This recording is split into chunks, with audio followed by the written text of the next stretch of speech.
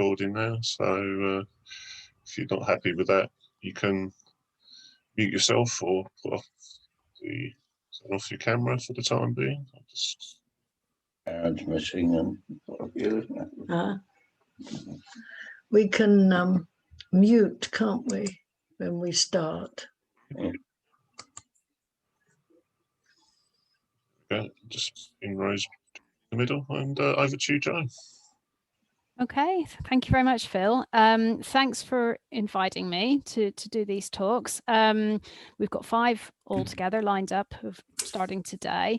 So I'm going to start sharing my screen actually straight away if I can, because I've got a little bit of an introduction to myself on there. So I've called the series just Good Nutrition for Arthritis because I wanted to try and get through quite a few factors relating to nutrition and arthritis and keep it broad. Today, I'm going to talk about basics of anti-inflammatory nutrition. But first of all, a little bit about me. I am a registered nutritional therapist living and working in Redbridge. I live in Barkingside. At the moment, my clinic is fully online because of COVID. But before the pandemic, I did have a clinic in Wanstead and in Ilford. The bulk of my work is working one-to-one with people with all sorts of chronic health issues so that they can feel healthier and more energetic within the constraints of their health conditions using both diet and lifestyle change. So nutritional therapists work obviously primarily with food, but also with interventions like sleep and exercise and stress management. So nutritional therapy encompasses all of that. I also do some group work. I run a group healthy weight loss course a couple of times a year. And I've just put my contact details at the bottom there. I also have a free Facebook group called Eat to Live Your Best Life, where we just discuss all sorts of things to do with nutrition. So anybody is welcome to join me there. I find that when people start talking to me about nutrition, or if I'm at a dinner party or out with people, that it's a bit of a subject that people don't want to talk about, because people feel that they want to eat the kind of foods that I've shown on the left, whatever they want, and they're scared that healthy eating means that you just have to satisfy yourself with bowls of salad all the time, or very boring food, or what's seen as very virtuous food. And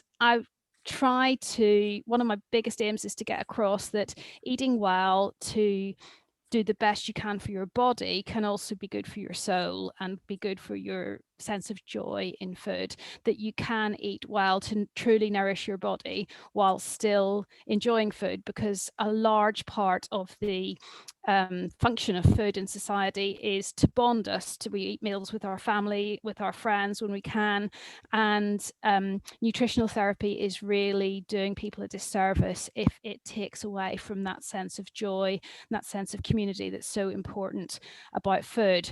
And today, when we talk about nutrition to reduce inflammation, actually eating socially with people and taking joy in our food is quite a big part of that. So I don't want ever to come across as saying that it's a choice between joy and health. Hopefully there are ways that I can get across that will enable you to have both. It might take a slight switch of attitude or expectation, but you can definitely enjoy absolutely delicious food whilst it's still nourishing your body.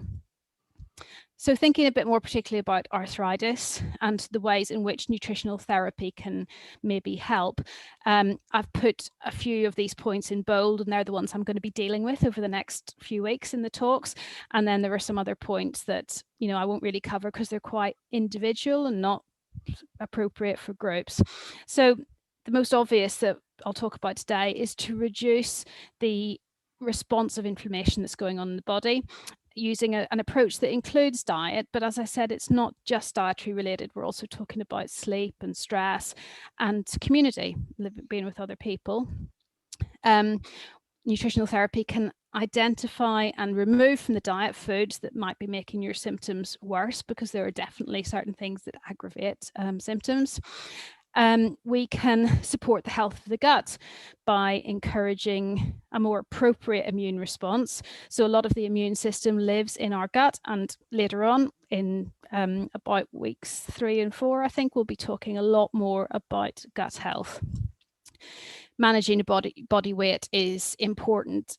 I don't like it to be the focus of any of my work, but it's often really important for health. Minimizing the weight on sore joints, minimizing weight also reduces inflammation. So that can obviously be a part of nutritional therapy, always in the context of getting to good body weight for health reasons rather than for appearances. And then these are some of the individual things we can do. If I was working one-to-one with someone, we might look at specific nutrients to reduce inflammation, specific nutrients to look at repairing joints, but they tend to be more based on supplements, and that's only ever something that I do when I work with people one-to-one. So that's a bit of an overview of where I'm thinking of going over the next 5 weeks. But today I really wanted to start by talking about inflammation, the inflammation that is the itis in arthritis. So itis means inflammation, and even in some forms of arthritis that were previously not considered to be inflammatory, like osteoarthritis, we now know that there is inflammation going on within the joint. So even if inflammation isn't the factor that started the process of degeneration, it's still always going on in the background, and reducing inflammation is always a really valid way to go in order to try and reduce symptoms and improve health. In autoimmune forms of arthritis, rheumatoid arthritis, psoriatic arthritis, and others, the inflammation that's going on is due to inappropriate activity of the immune system. So as you probably know, the immune system attacking joints or other areas of the body, and that causes inflammation.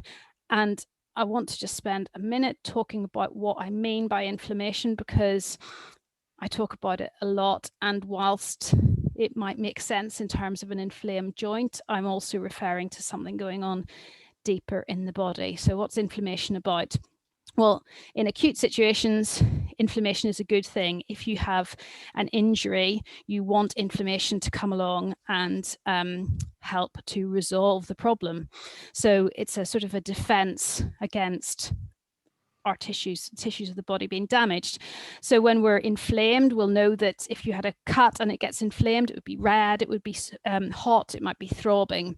Those are signs of acute inflammation, and they're a good thing. They mean that cells of the immune system are running to the scene of the injury to try and sort out and resolve the injury.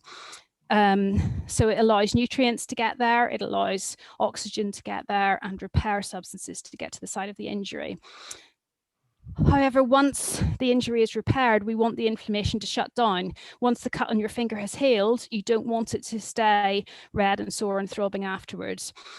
And when we get inflammation that doesn't resolve after an injury or after something else, that's what we call chronic low-level inflammation that keeps going on and on in the body. For some reason, the body doesn't shut it down properly, doesn't get resolved, and this is known to be behind most of the non-infectious chronic diseases that we have going on in the 21st century, including arthritis. It's not just injury that causes inflammation. I've got a big list here. So there is injury, but also being overweight causes inflammation, a diet that's rich in foods that cause inflammation, poor blood sugar control, not just a concern for diabetics, but for all of us. Some lifestyle things like stress and lack of sleep really cause inflammation, food allergies, and then some issues to do with the gut, which I'll explain more in a few weeks' time. So these are all things that can drive inflammation. So I'm going to talk about just the dietary approaches, but there are other things going on. If you're looking at a whole person approach to reducing inflammation, you need to think about sleep and how you get enough sleep. You need to think about minimizing stress, which is very inflammatory, all these things.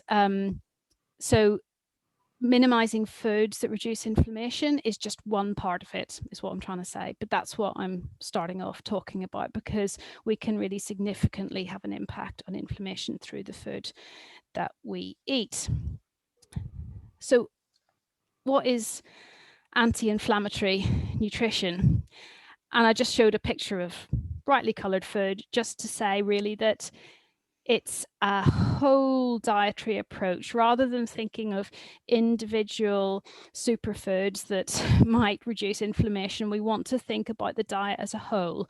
So talking about a diet that reduces inflammation, it's the whole diet is more than the sum of the parts, and it's much better to have quite a simple diet that in its entirety no foods are causing inflammation than to have a junk food diet into which we put in a few superfoods in the hope that that will mitigate what's going on with the rest of the diet.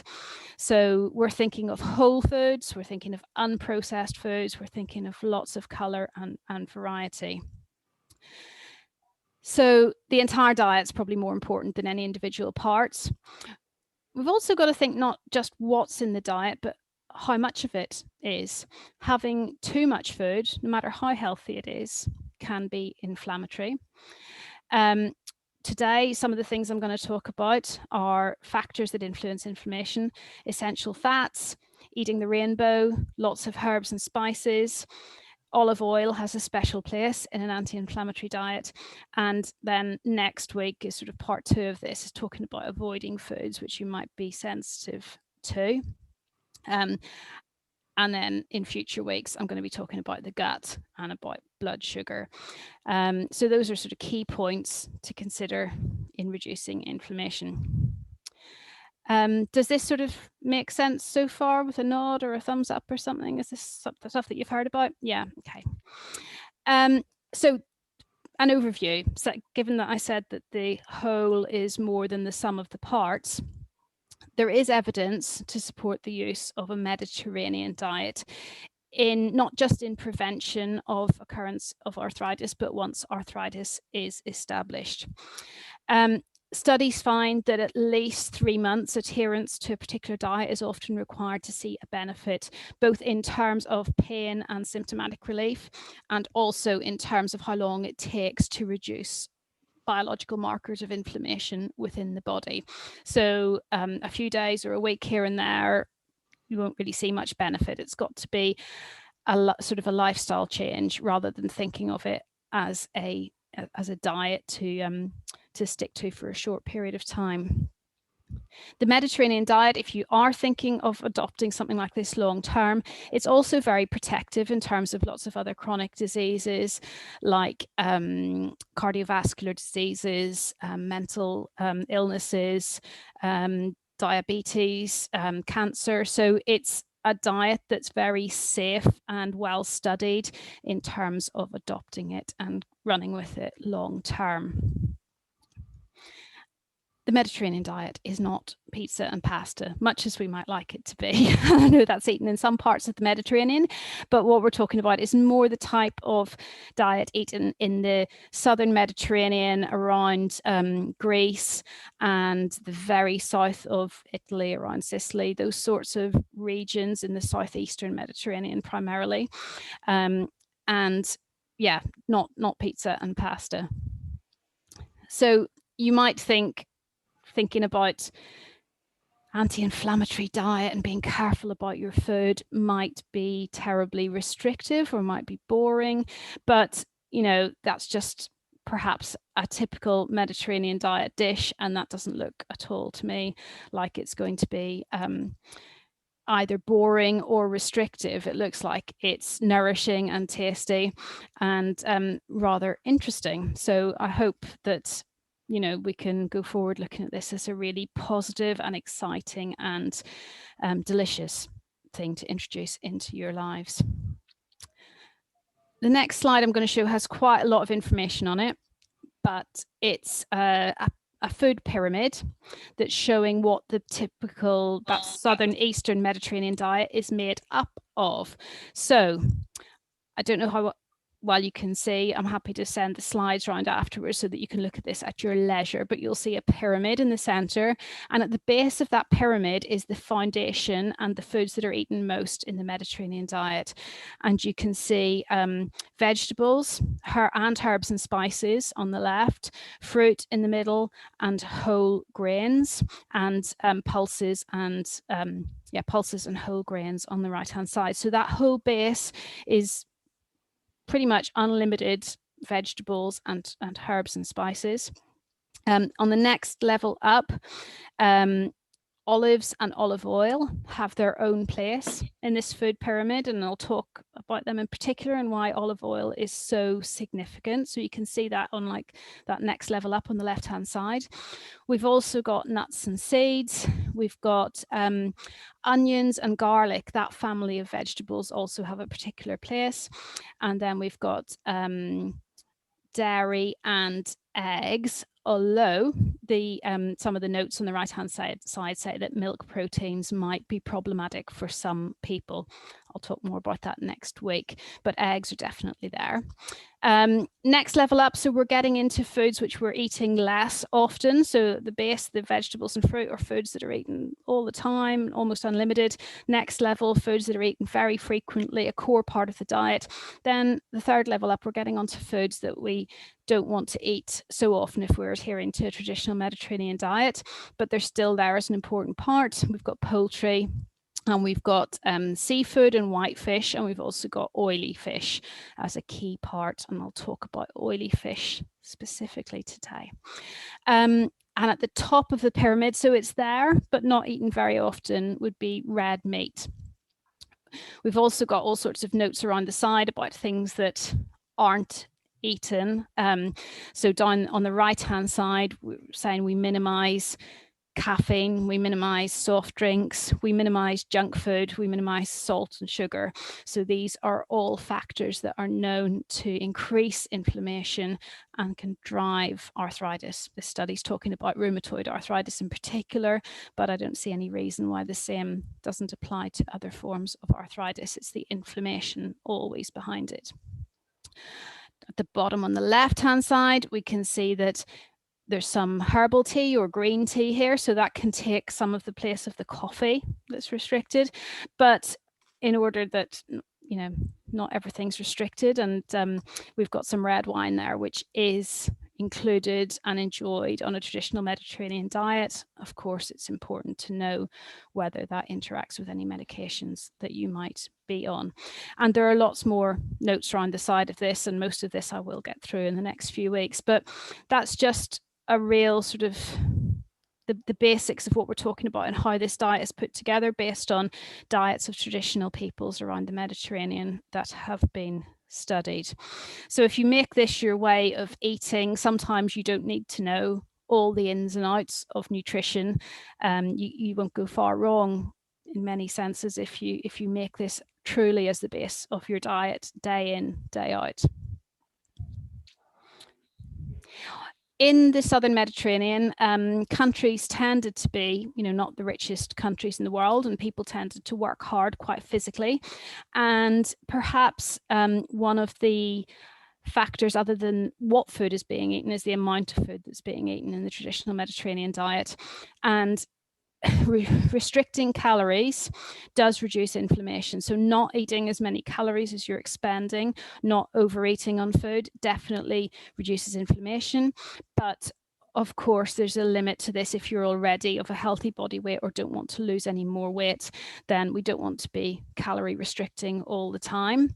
It's just of interest to say, really, that cycles of fasting or fasting mimicking, which is where you restrict calories in order to get some of the same effects of fasting, they can also reduce inflammation, and studies show that they do reduce arthritis symptoms, but it tends to be that symptoms are just reduced for the duration of a fast, and then symptoms recur again once you start eating food. However, if you combine periods of eating less food with a healthy diet, such as a Mediterranean diet, or vegan diets have also been studied for this, they seem to provide more benefit when you combine a healthy diet with periods of fasting.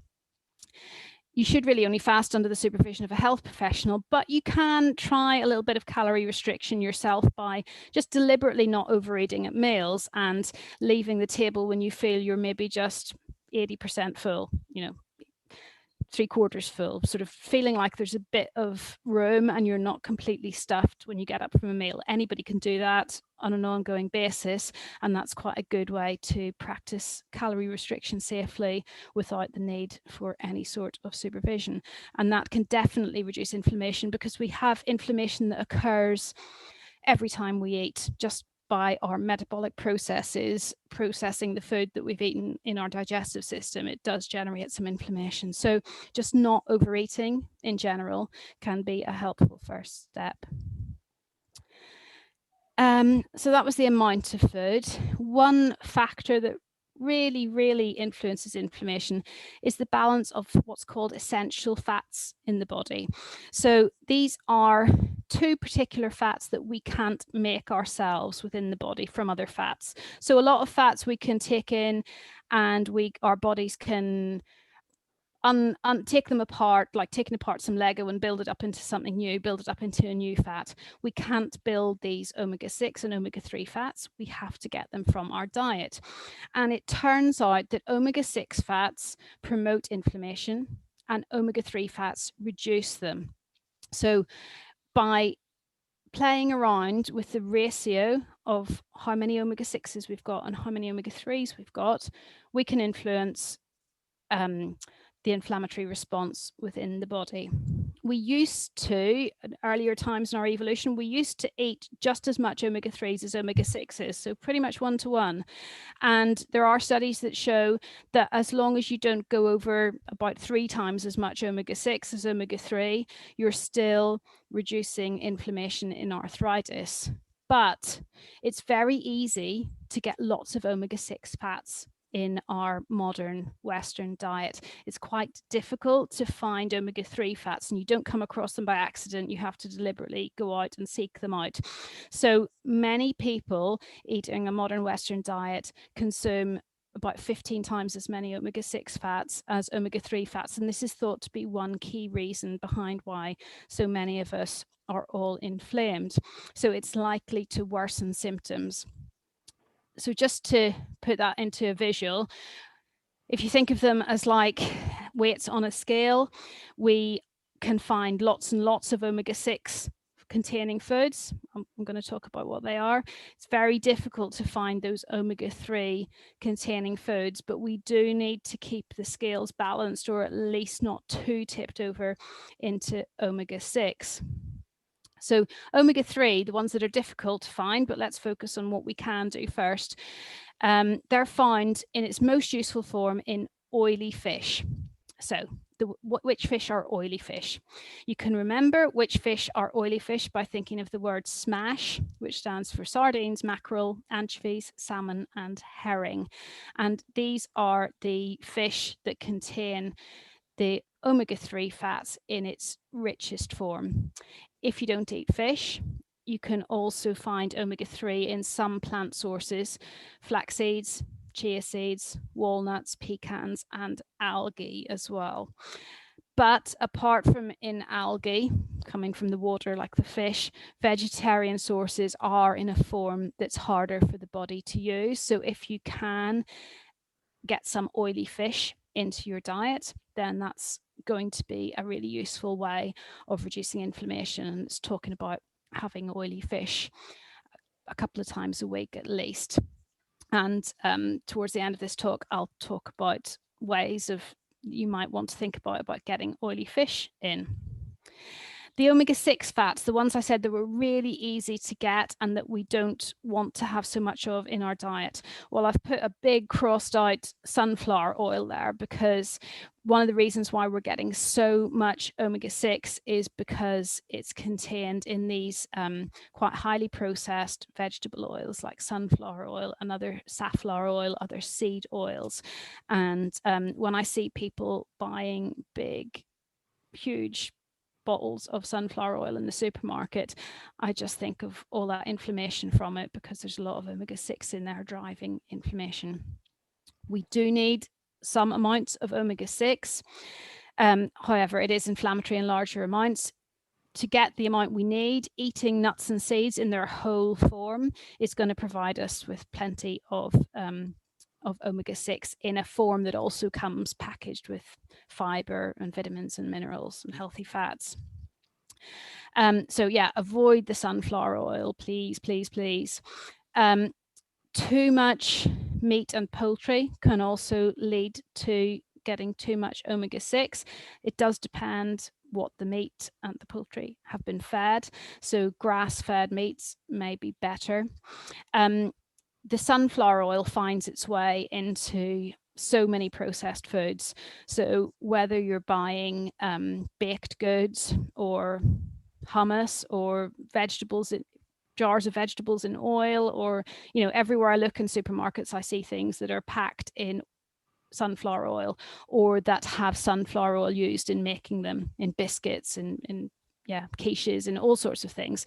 So the less processed your diet is, the more that you're making foods in their whole form, making them yourselves, you can choose then to not use the sunflower oil. Whereas if you're buying lots of off-the-shelf stuff and lots of processed foods, you will inevitably get lots of omega-6 without having deliberately decided to do so. And that's why so many people have this really high ratio where they're getting so much omega-6 without realizing it from their processed foods and from meat and poultry. And if they're not eating oily fish, they're not getting significant amounts of omega-3 to balance it with. So it's basically unprocessing your diet and eating oily fish. So that was essential fats. Another thing that goes along with inflammation is something called oxidative stress that happens in the body. And this is inflammation and oxidative stress are like two sides of the same coin. And it's a bit like an analogy of how metal will rust. It's almost like the sort of damage that happens inside us as a result of oxygen in our body rusting. And we can put out that damage, or we can stop the rust occurring by eating antioxidants, which are compounds which you find in lots of vegetables and fruit and herbs and spices. So again, trying to keep it simple and not making you need to know the ins and outs of what you need to do. A good way of making sure that you eat a variety of antioxidants, get plenty of them to put out this fire of inflammation, is by eating the rainbow, is by eating lots of different colors of veg and fruits, because each color tends to be a different antioxidant and have different benefits. You don't need to know exactly what everyone does, but making sure that you get, as well as eating your greens, you get your oranges, your reds and your purples, which are quite difficult to get sometimes unless you think about it. Herbs and spices are a key part of the Mediterranean diet. And it's good to have some with every meal if you can, partly because they help us reduce salt and sugar. They make our food taste interesting, so you don't need more inflammatory ways to make your food taste interesting. You can think of herbs and spices, they're like vegetables in a really concentrated form. So you're getting all the benefits in just a small quantity. So even though you don't use very much, it packs quite a punch. And some, of course, like ginger and turmeric, they've been extensively studied for their abilities to reduce inflammation, but there are many, many culinary herbs and spices that do reduce inflammation. Turmeric you probably know about to cook with in curries, or to make, perhaps you've made golden milk, which is a way where you mix turmeric and black pepper in a milk or a non-dairy milk drink and have that as quite an anti-inflammatory drink. That tends to be quite popular and known about. So I thought instead of focusing on the turmeric, I'd just share a very quick and very easy way of using ginger to reduce inflammation, and it's just using it as an infusion. So if you peel and slice a thumb-sized piece of fresh ginger and put the sliced pieces in a flask of hot water, leave it overnight to infuse, and the next day you can strain the water into a jug or a bottle or whatever and just drink the cooled water throughout the day, and you can add lemon to it if you wish. That's just quite a nice way of getting an anti-inflammatory drink that has quite a pleasant taste spread throughout the day, so that whenever you're having a sip of water, you're also getting some anti-inflammatory ginger. And both ginger and turmeric, you know, as I say, have been extensively studied for their ability to shut down some of the inflammatory pathways that, in the same way as some of the biologics do to shut down that inflammation, turmeric and ginger act on those same pathways. So with a really simple drink like a ginger infusion, you can really help there.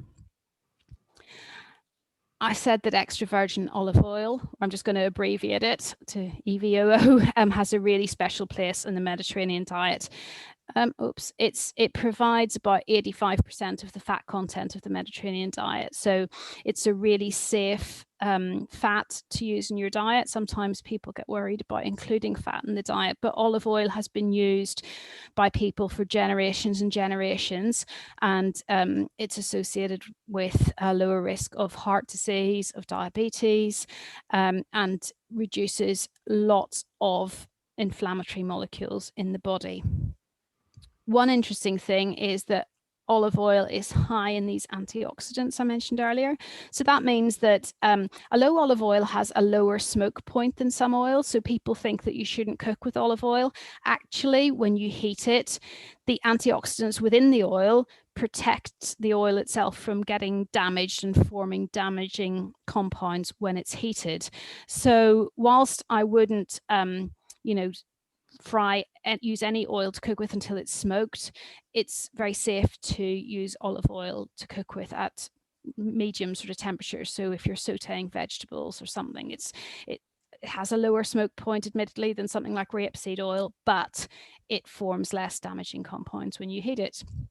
There's some suggestion from animal studies that extra virgin olive oil may improve lubrication within joints, although that evidence is a bit hazy.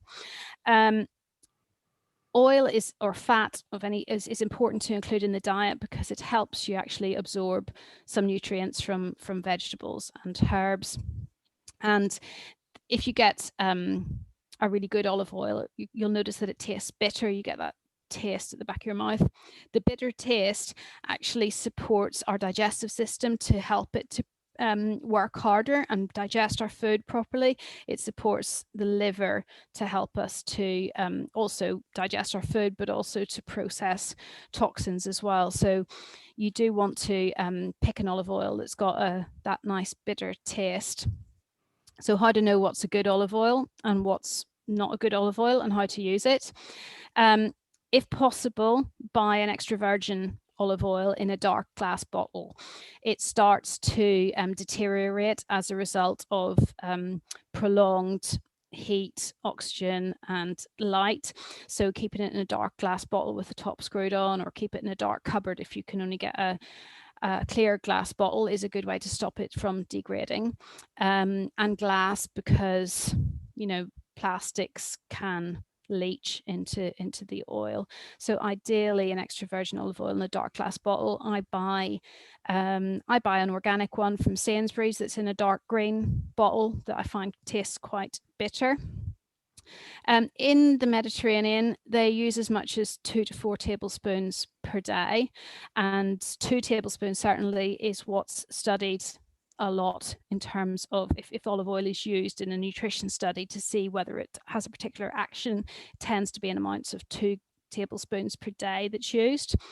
As I said, it's safe to cook with it at moderate temperatures, but you can also pour it cold over your cooked vegetables or over your salad. And if you want it to taste more like a dressing, you can mix it with lemon juice or wine vinegar, or put some whole grain mustard in there, whatever you like to use to flavor your salad dressing. And that's a really delicious way I find to make raw vegetables in particular taste nicer.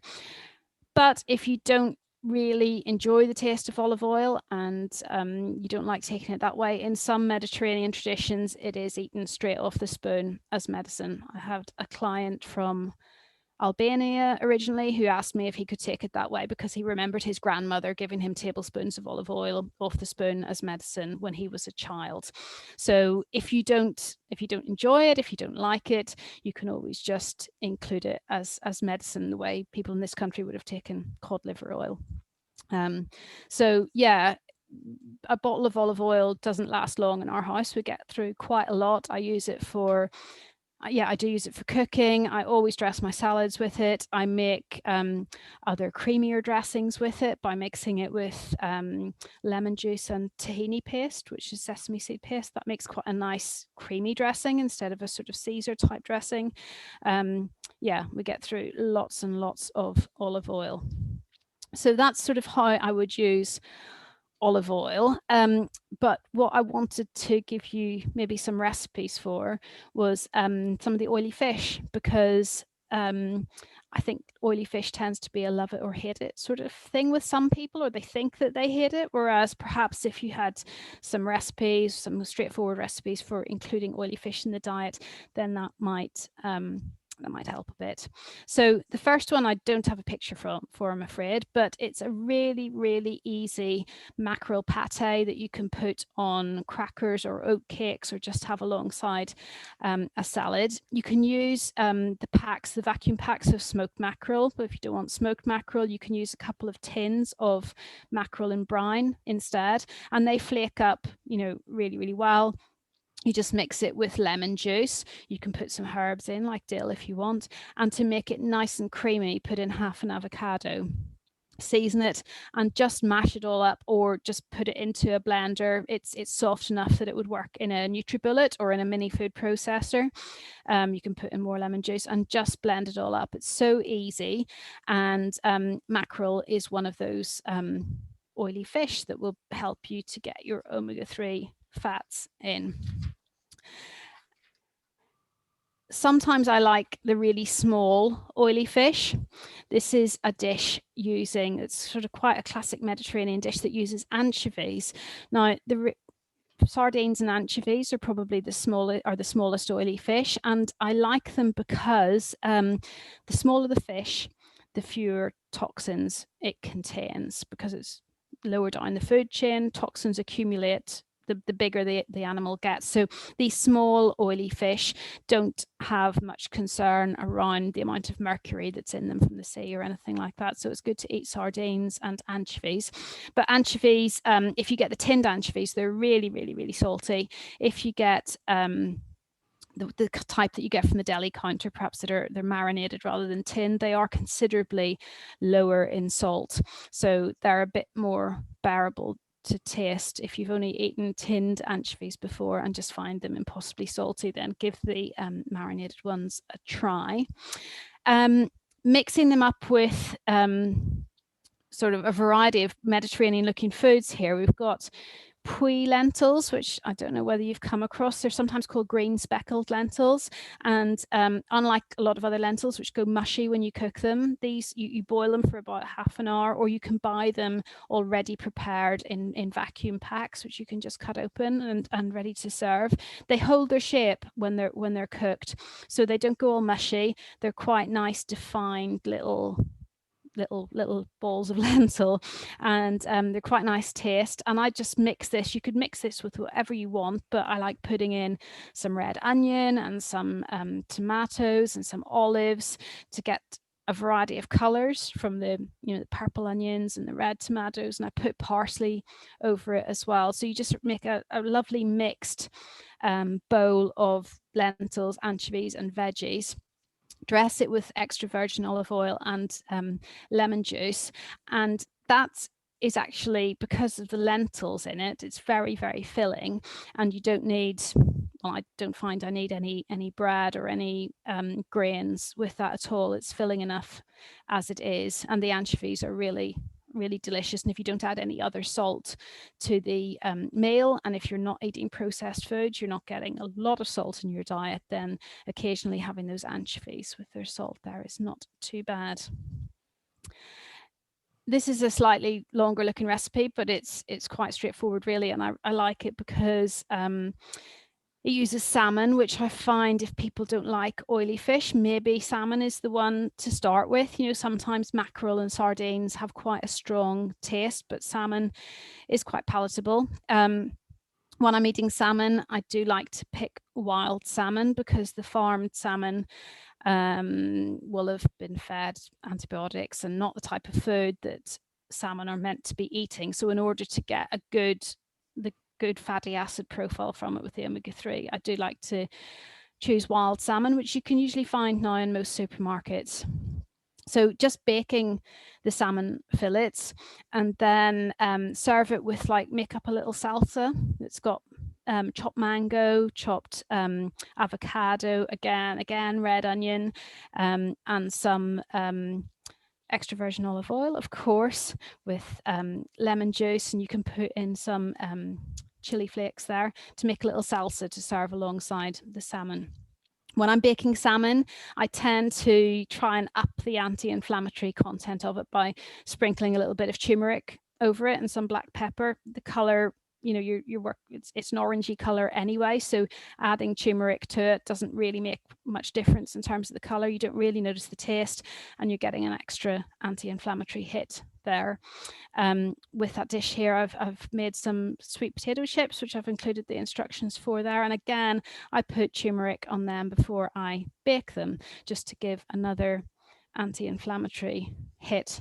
As I said, they're orange anyway.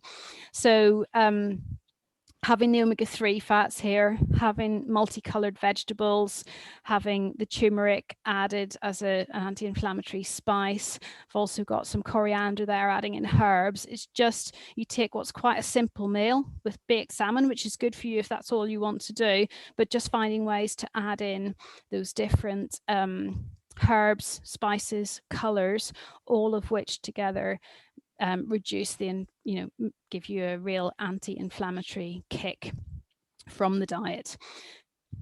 So those are just a few oily fish recipes, maybe to give you some ideas or tips if it's not something that you normally cook with in your diet.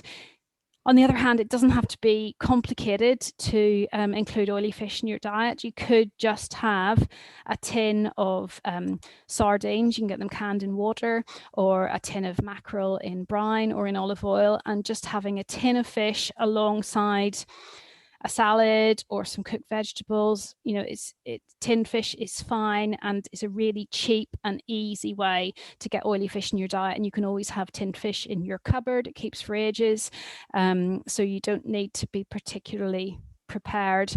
Or also you can get the tins of mackerel in tomato sauce, and that's quite a nice food to have if you eat bread, to have it on toast, or to have it as a quick and easy supper. It's very easy to do. So that's just some ways of getting some more of those omega-3 fats in your diet to remember, try and compensate for the omega-6 fats that we get so much of. So that's a real whistle-stop tour of a Mediterranean diet, just including the extra virgin olive oil, the healthy fats, the herbs and spices, the rainbow of vegetables, and then remembering the whole content of the diet, thinking that we're basing it really on vegetables and plant foods, with, as we go up, progressively less of the meat and the poultry, the red meat at the top. So remembering the overall content of the diet. Yeah, just a whistle-stop tour of that. So that was what I wanted to share with you today. And then next week, I thought we'd talk more about the foods that can particularly cause inflammation. And whilst I don't like to focus on those, I like to focus on the foods you can bring into your diet instead. But sometimes it's worth knowing what to avoid, or if you fancy that food, what you can swap it for to make a similar sort of meal a bit less inflammatory. So I thought that's what we could talk about next time. So that was what I wanted to say, Phil. I don't know if you opened up for questions or what we do now. Oh yeah, that's great. Yeah, thanks, Joan. Very interesting. Got some nice recipes in there, something to try. I've always had a load of lentils knocking around in the back of the cupboard. I wonder what to do with them. So Find a way to use them up. I might have a go at some of them. Yeah. Yeah. Has anybody got any questions they'd like to put to Joan?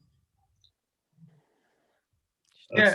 I'll stop sharing we so I can see. Go back to stop sharing your screen Yeah, now. sorry. Is that Yeah, right? yeah. There we go.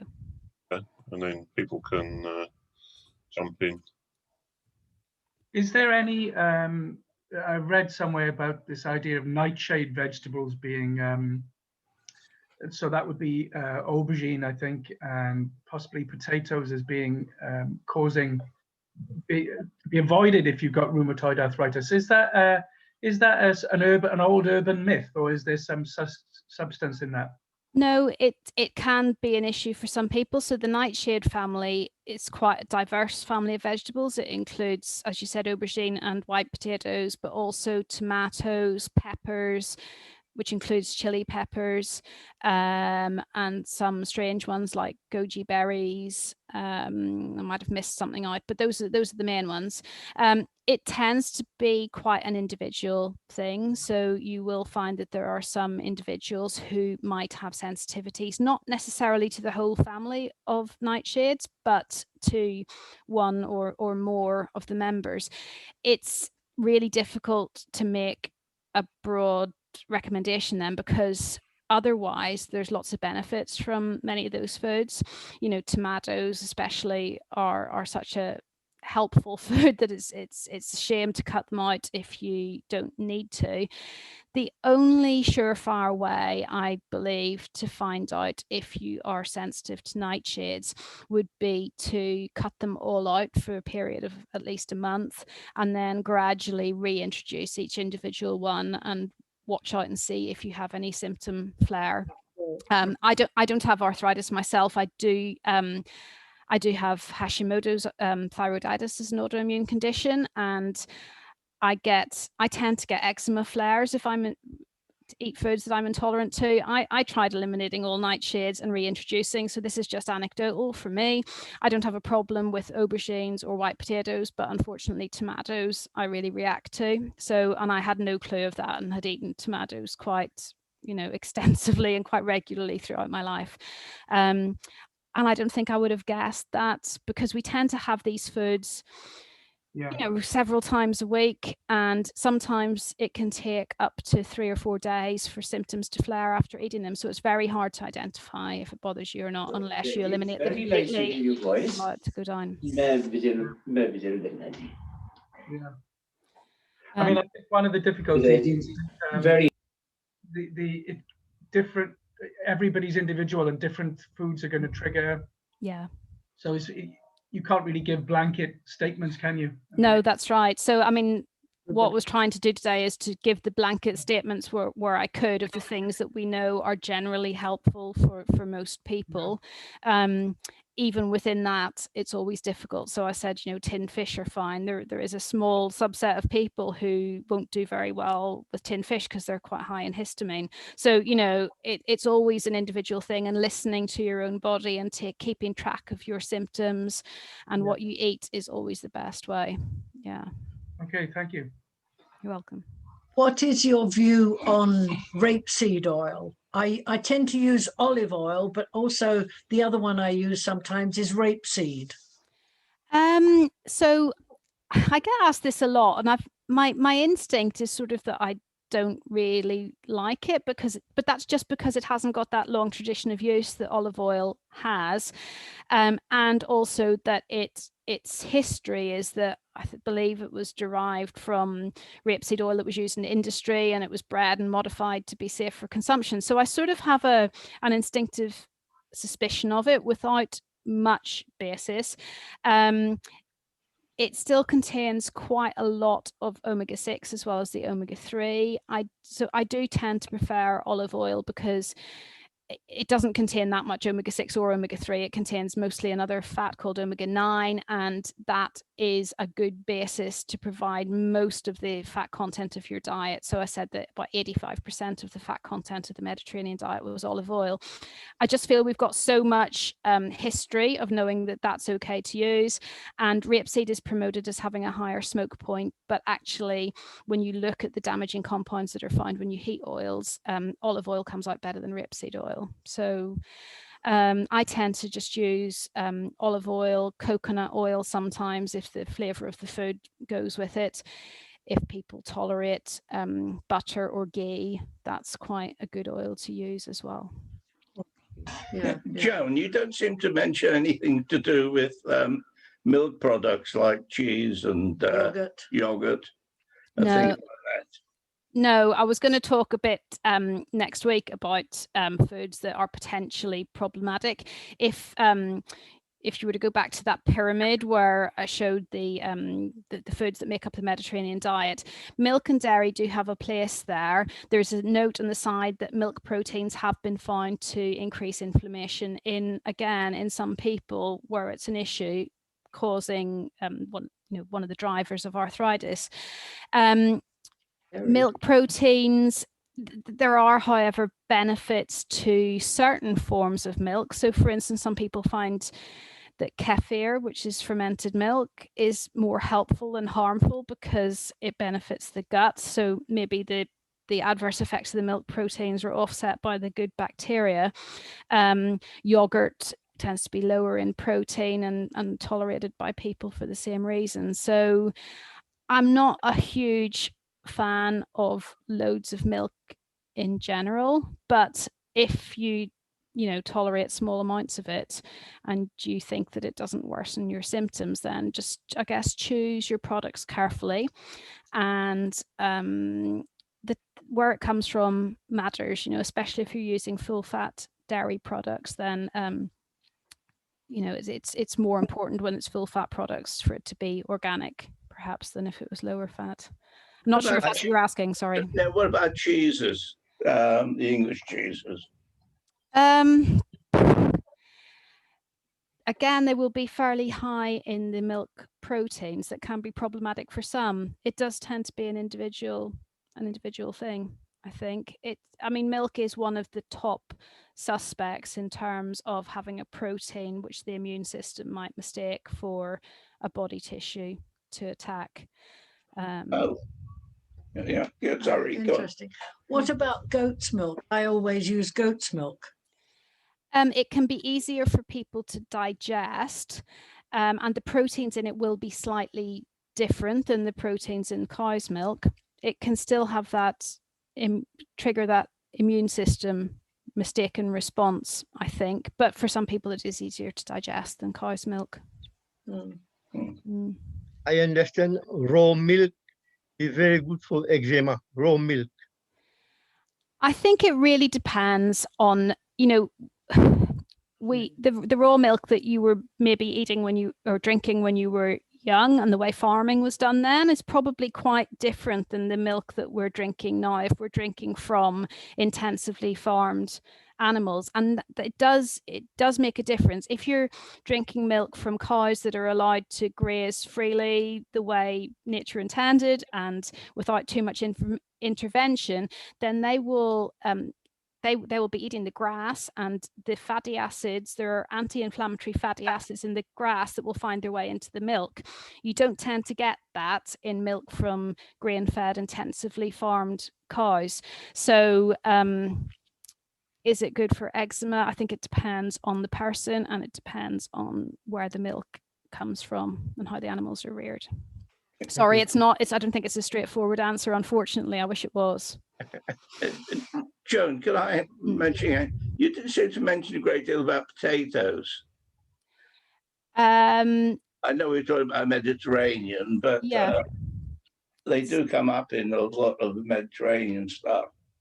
Yeah, so it's there. The base of that pyramid was the vegetables, the fruit, and whole grains and pulses, but also I'd sort of lump potatoes in with there. So when I talk in a few weeks' time about blood sugar balance and making sure you don't you balance the carbohydrates in the diet with other things, then potatoes are there as a starchy carbohydrate, and they're an important staple part of the diet for lots of people. And I think perhaps your genetic inheritance comes into this. I mean, I'm Irish, and our staple diet for generations would have been potatoes. So maybe I tolerate potatoes better than somebody from Japan or wherever, I can't think, wherever they don't eat potatoes. I think that might come into it somehow, but it's just important to keep it in moderation, because it can spike your blood sugar like any carbohydrate.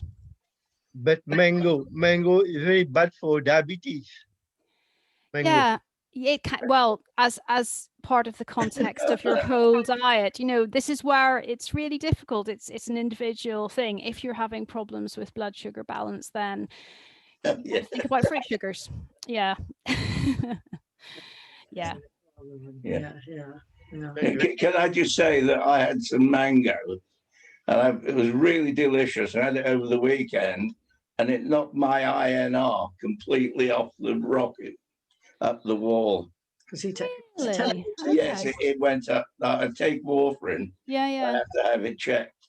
And when I had it checked, it had gone to nearly double what it should have been by having the mango for the weekend. Okay, so double what it should means that you would have a tendency to bleed. Is that way around? Yeah. I was up to nearly 4 and a bit. Okay.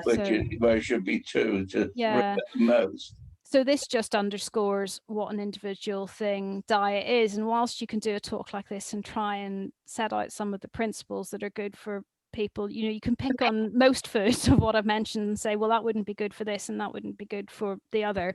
So that's why, nutritional therapy, as I practice it normally, is to be at its best is a one-to-one thing where you really understand the health of the person that you're advising, and you try and come up with solutions that work for that individual person. I guess you're trying to provide an overview in these. Yeah, so you're giving me a hard time, Essentially. They want 5 weeks in one, Joan. What you've got to do, Joan, is make your presentation go to 1 minute to 3, and then you don't have to face the music at the end.